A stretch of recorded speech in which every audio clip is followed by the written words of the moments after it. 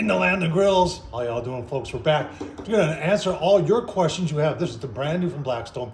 Portable, only 26 pounds, 20-inch, 2-burner. Oh, a lot going on here.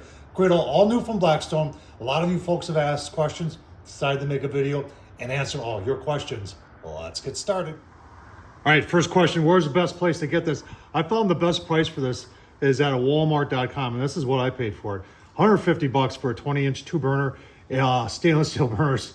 There's a lot going on here, 20 by 14. But they have another version of this that's $10 cheaper, $139, and that's got a griddle and a burner for those of you that got to have something like that. So in my opinion, this is a great deal. Let's get into the next question. So more than a couple of you have commented about that handle, and the handle is plastic, and I don't know, I've carried it around quite a bit.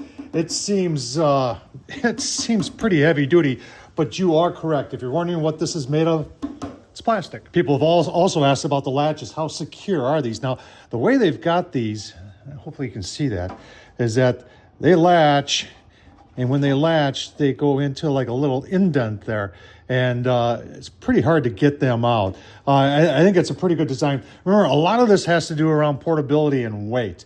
So they, you know, the fact they put a lot of stuff into this griddle and kept it down to 26 pounds, that's pretty impressive. A couple of people have asked about the feet, if they're adjustable, and the answer is yes, they are. I mean, there's maybe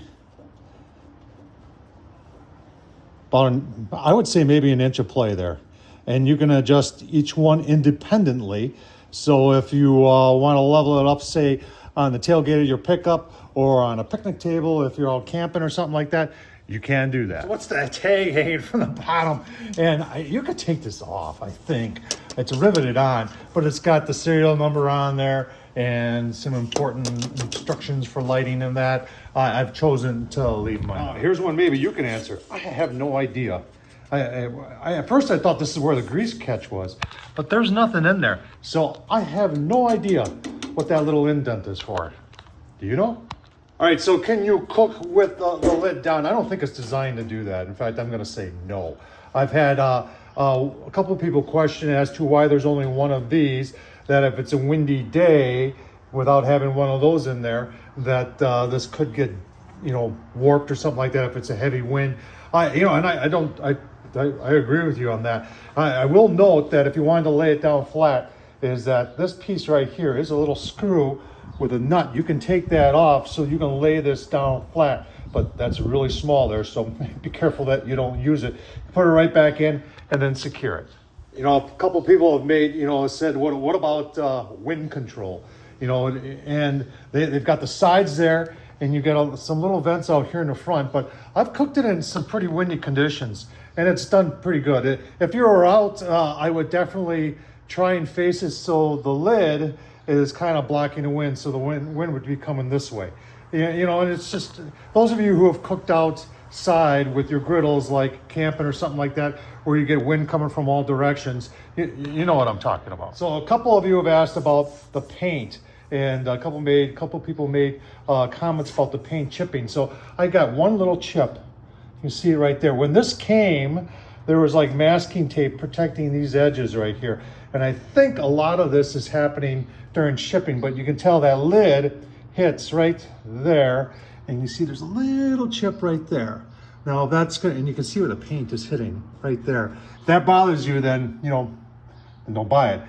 It doesn't bother me. I don't know if this is aluminum or if it's steel, but you could always use a little touch-up paint. I'm probably just gonna leave it the way it is. People have asked, where does the grease cup go? How does it work? Well, you can see it back here, it's behind here, and they got a little catch there that keeps it from coming out. You just flip that up like that.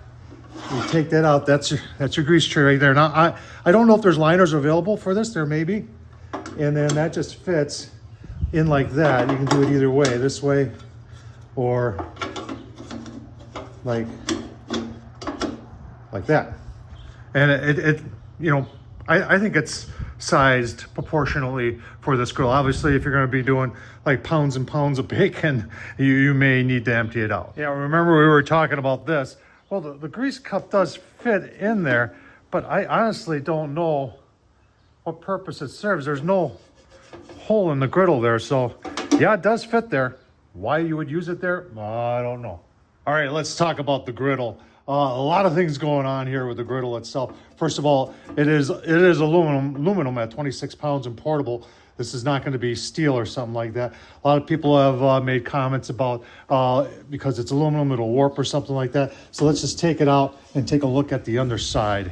And the way they've got this made, and you know, if I would trust anybody, it would be Blackstone. They've definitely had the experience of building griddles.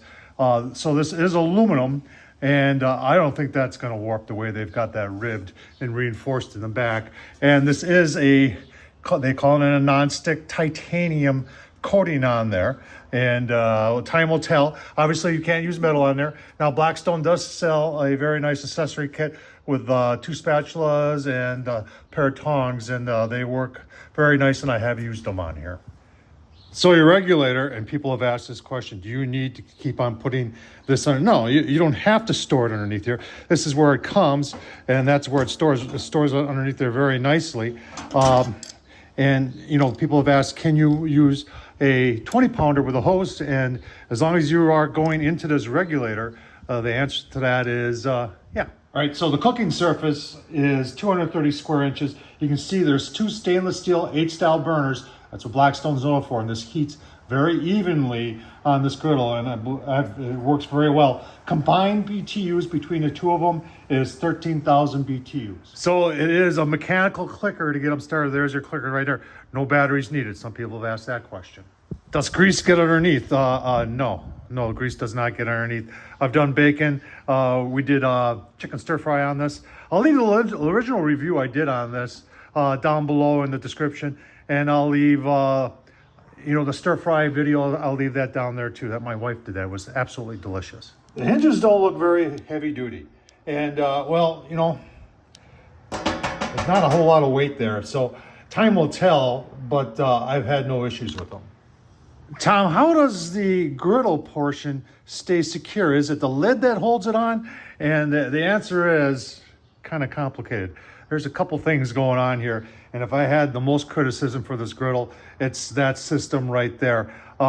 Let's talk as to how this thing attaches to the base unit. So these 2 tabs that you're looking at right here, and in an original video, I show how this works also.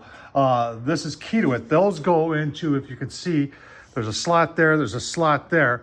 And then on this end, on the other end, you can see there. And then, get you in here closer so you can see, there's this guy right here. And there's underneath, so you get the other side in and you put it down, and this has got to be turned. And then you turn it and it locks in. Seems simple, don't it? Yeah, I'll tell you what, I've had this for over a month now, and every time I do it, it's a little bit of a struggle. Let me show you the struggle. What I found, I got a flashlight in there so you can see one tab is partially started, the other one isn't. What I found is you got to line up here on front. You got to line this up on front, and then, put you down here a second, and then you just got to line these up, and my shoulder there, and see the struggle? And it just, yes, there. So you got to play with it a little bit. And then once you don't see the tabs anymore, it's in. Now the next struggle is getting that other tab to turn and go into that hole, that slot. Let's try that. Right, there's that knob I told you about. And you got to put your hand underneath. Do this when it's cooled down, obviously, and lift it up. And then technically you turn it, and you should see it. You should see it come out through there. All right, so I flipped it on the side so you can better see, but you got to push in on this thing. So you got to push in and then turn, and then, yeah, see, it's not in there. It's still not in there. Oh, I got it that time. Yeah, that time I got it. So, you know, it's a little bit of a trick to get it in there, but let's see if you can see it here.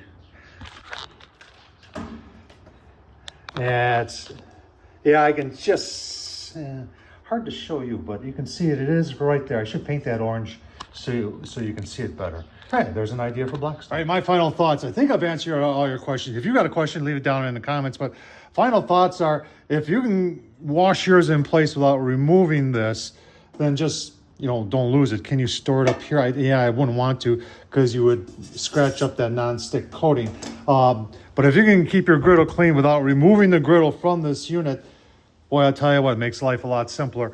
If you are one of those like me that you're going to store it underneath there, well, then start practicing, because it's going to take a little time. And once you get the handle of it, understand how it works, it's not that bad. You saw how I did it. This thing, for the price, is the real deal. You're wondering what the highs are on it. You can get it up. I've had it close to 600 degrees, and it gets hot. And the two zones work very nicely. It's a cooking machine, and I like it a lot. And I've heard others that have told me that they like the smaller version that's got the burners on the other side, so you can really do some cooking with it if you're, say, out camping or something like that. What's your thoughts on this? Let me know down below in the comments. I hope this was helpful.